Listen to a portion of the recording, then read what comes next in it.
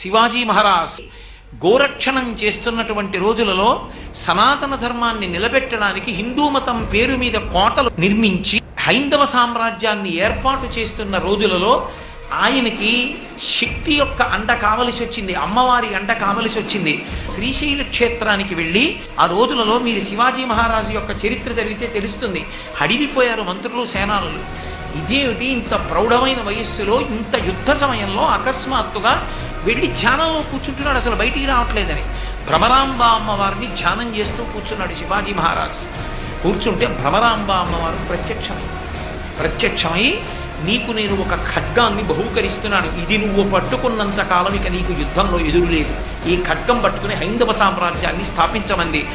భ్రమరాంబ అమ్మవారు కటాక్షించినటువంటి ఖడ్గాన్ని చేత పట్టుకునే శివాజీ హైందవ సామ్రాజ్యాన్ని స్థాపించాడు.